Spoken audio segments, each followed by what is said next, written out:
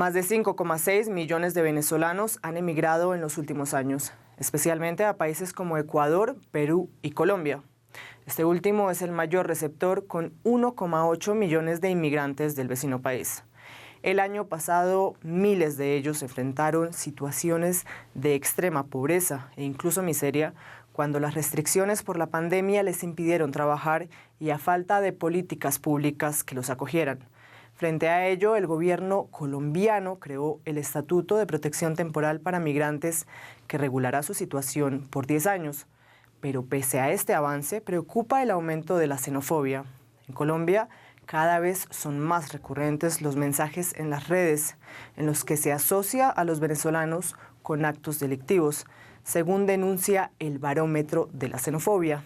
Esta entidad alerta de un aumento de mensajes discriminatorios, especialmente tras unas controversiales declaraciones de la alcaldesa de Bogotá, Claudia López, quien meses atrás llegó a asociar a estos ciudadanos con asesinatos.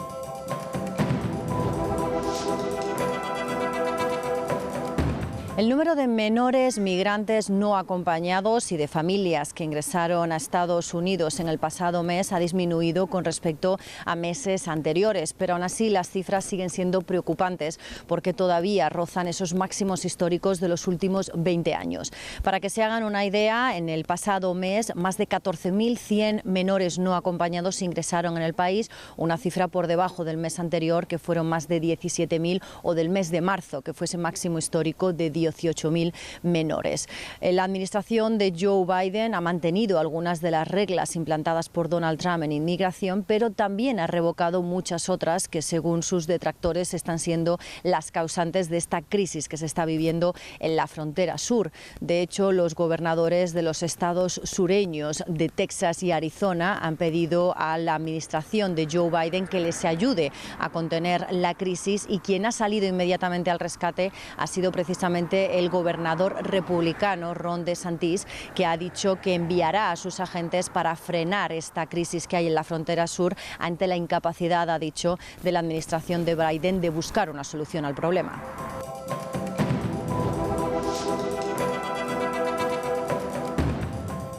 En solo 2 semanas, 500 personas han desaparecido en el Océano Atlántico tratando de alcanzar las Islas Canarias. Así lo denuncia la Organización de Defensa de Derechos Humanos Caminando Fronteras. Su monitoreo sitúa en casi 4.000 a las víctimas de la frontera occidental euroafricana en los últimos 3 años. Y tras las desapariciones de estas personas migrantes, ninguna institución estatal se encarga de su búsqueda e identificación, por lo que no existen registros oficiales a los que puedan agarrarse sus familias.